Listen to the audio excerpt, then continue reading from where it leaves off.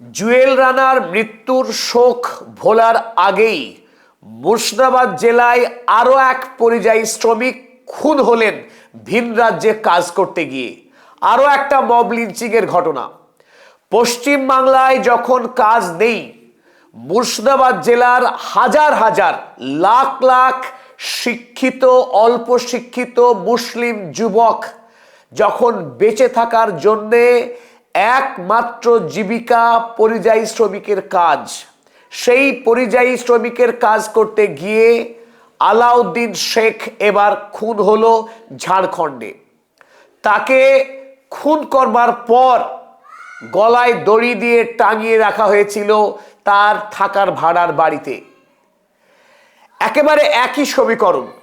জুয়েল রানাকে ঠিক যেভাবে ওড়িশার সম্বলপুরে বাংলাদেশি মুসলিম এই অভিযোগে আরএসএস এর উন্মত্ত গুন্ডারা যেভাবে খুন করেছিল নিরীহ নিরপরাধ একটি অল্প বয়সী যুবক, পরিবারের দারিদ্র্যের কারণে বাবা মায়ের মুখে দুমুঠো অন্ন জোগাড় করতে রাজ্য থেকে ভিন রাজ্যে কাজ করতে যেতে বাধ্য হয়েছিল জুয়েল রানা। তাকে যে কায়দায় খুন করেছিল ঠিক একইভাবে বেলডাঙ্গার মহেশপুরের ৩৫ বছর বয়সী যুবক, বাড়িতে প্যারালিসিসে আক্রান্ত বয়স্ক পিতা, তার চিকিৎসার জন্যে এই মুমূর্ষ পিতার মুখে একটু ভাত তুলে দেওয়ার চেষ্টায় ঘরে রেখে ৩ বছর বয়সী ফুটফুটে মেয়েকে রেখে এই আলাউদ্দিন শেখ ঝাড়খণ্ডে গিয়েছিল পরিযায়ী শ্রমিকের কাজ করতে। তাকে পিটিয়ে নৃশংসভাবে খুন করেছে এই ধর্মান্ধ উন্মত্ত মব। গোটা দেশে বিজেপি ক্ষমতায় আসার পর এই আদিত্যনাথ যোগীদের মতো, নরেন্দ্র মোদী অমিত শাহের মতো নেতারা গোটা দেশে যেভাবে সাম্প্রদায়িক রাজনীতির বিষ নির্বিচারে বপন করেছে, এই দেশের বেকার জনতার কাজ নেই, তারা কেবলমাত্র ঘৃণা চাষ করছে। হাতে আইন তুলে নিয়ে তারা ঝাঁপিয়ে পড়ছে এই নিরীহ খেটে খাওয়া শ্রমজীবী মানুষের উপরে। মুর্শিদাবাদ জেলায় যেখানে প্রায় ৬৮ থেকে ৭০% মুসলিম সম্প্রদায়ের বাস, এমন একটি জেলা ঐতিহাসিকভাবে ধারাবাহিকভাবে একটির পর একটি রাজ্য সরকার ক্ষমতায় এসেছে এবং ধারাবাহিক বঞ্চনার ইতিহাস তৈরি করেছে মুর্শিদাবাদ জেলাকে নিয়ে। এই জেলায় আজ পর্যন্ত কোনো রকম কলকারখানা স্থাপিত হয়নি, কর্মসংস্থানের কোনো চেষ্টা হয়নি। শিক্ষায়, স্বাস্থ্যে সব রকমভাবে পিছিয়ে রাখার, বঞ্চিত করবার মারাত্মক ষড়যন্ত্র হয়েছে এই জেলাকে নিয়ে। এই জেলায় যাতে ছেলেরা কাজ শিখে নিজের জেলায় কাজ করতে পারে মাথা উঁচু করে, তার কোনো রকম বন্দোবস্ত হয়নি। কেবলমাত্র কলকাতার যারা ধনিক শ্রেণী মানুষ, তাদের স্বার্থ সিদ্ধি করতে রাজ্যে যেটুকু উন্নয়ন হয়েছে কলকাতা কেন্দ্রিক জেলাগুলো উপেক্ষিত থেকেছে। মুর্শিদাবাদ জেলায় মানুষের একমাত্র জীবিকা রাজমিস্ত্রির কাজ করা। আজ ভারতবর্ষের বিভিন্ন প্রান্তে লক্ষ লক্ষ মানুষ মুর্শিদাবাদ জেলা থেকে কাজ করতে গেছে। আজ মুর্শিদাবাদের প্রতিটা ঘরে চাপা কান্না, হাহাকার, আতঙ্ক।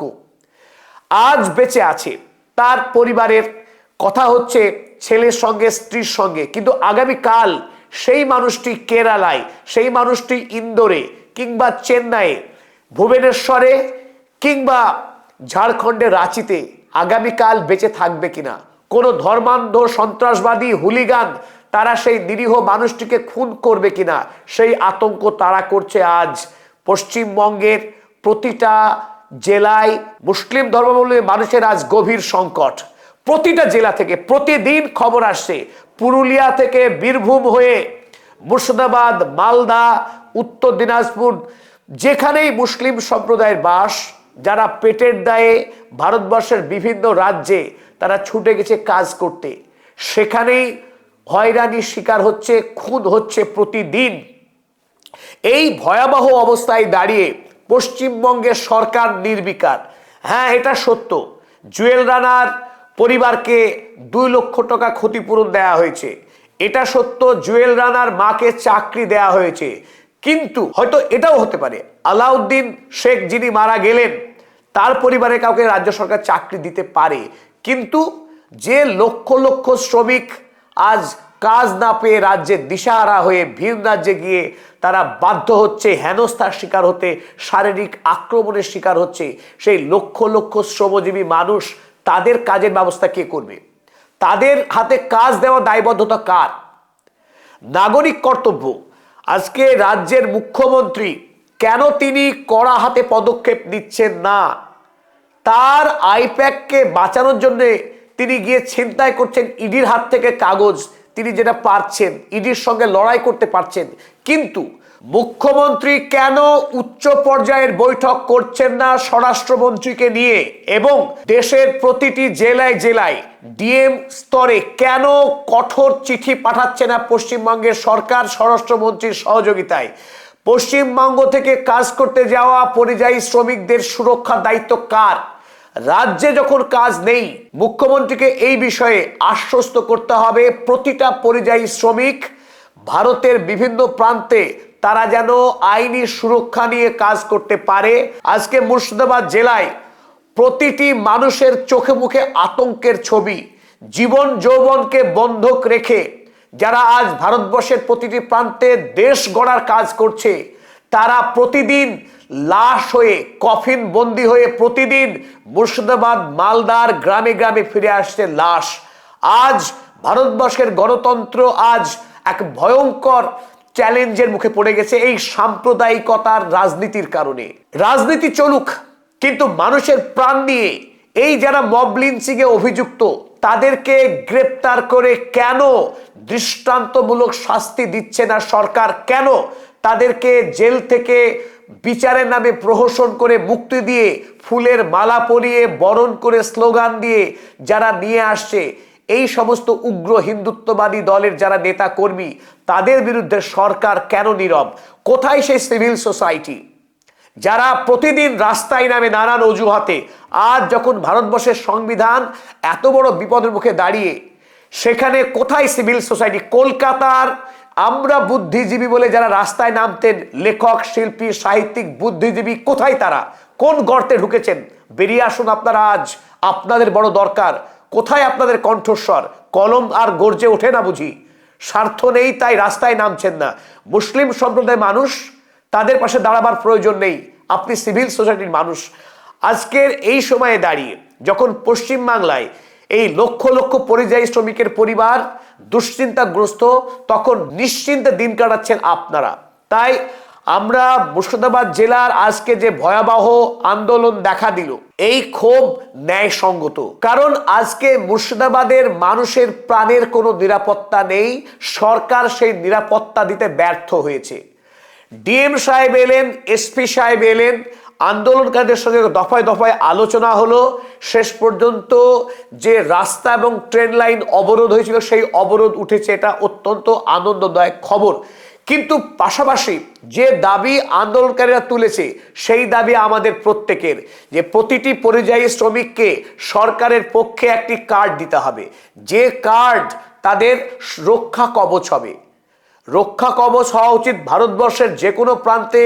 সাংবিধানিক আইনে মৌলিক অধিকারের নিয়েই এই মুর্শিদাবাদের শ্রমিক অন্য রাজ্যে কাজ করবে, কিন্তু তাদেরকে নিরাপত্তা দেওয়ার দায়িত্ব রাজ্য সরকারের, এবং আমাদের রাজ্য সরকার সেই রাজ্য সরকারের সঙ্গে যোগাযোগ রেখে চলবে এবং প্রতিটি মানুষকে নিরাপদে তাদের ঘরে ফেরার ব্যবস্থা করতে দায়বদ্ধ থাকবে রাজ্য সরকার।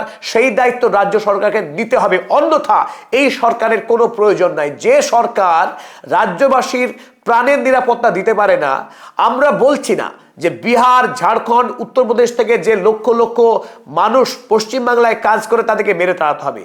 তারাও ভারতবর্ষের প্রতিটা জেলায়, প্রতিটা রাজ্যে কাজ করতে পারে, তাদেরও সেটা মৌলিক অধিকার। কিন্তু যদি বিহারি এবং ঝাড়খণ্ডী মানুষ পশ্চিমবাংলায় সাংবিধানিক আইনে অধিকারে তারা কাজ করতে পায়, অনুরূপ সাংবিধানিক অধিকার প্রযোজ্য হোক পশ্চিম বাংলার মুর্শিদাবাদ জেলার খেটে খাওয়া মুসলিম যুবক যারা কাজ করে ভিন রাজ্যে, তাদের নিরাপত্তাকে নিশ্চিত করতে হবে। রাজ্যের মুখ্যমন্ত্রীকে, পুলিশ মন্ত্রীকে, স্বরাষ্ট্রমন্ত্রীর সহযোগিতা নিয়ে দেশব্যাপী এই পরিযায়ী শ্রমিকদের পাশে দাঁড়াতে হবে। সেই সময় এসেছে। অন্যথা সামনে ভোট আসছে, ভোটের জন্য এসআইআর নামে ত্রাস সৃষ্টি করে এই পশ্চিমবঙ্গ রাজ্যের বিরোধী দলনেতা শুভেন্দু অধিকারী সরাসরি মুসলিমদেরকে বাংলাদেশি রোহিঙ্গা বলে দেখে দেয়। সেই রাজনৈতিক দলের কাছে নাগরিক অধিকার চাওয়া এটা আমাদের মনে হয় বেশি হয়ে যায়।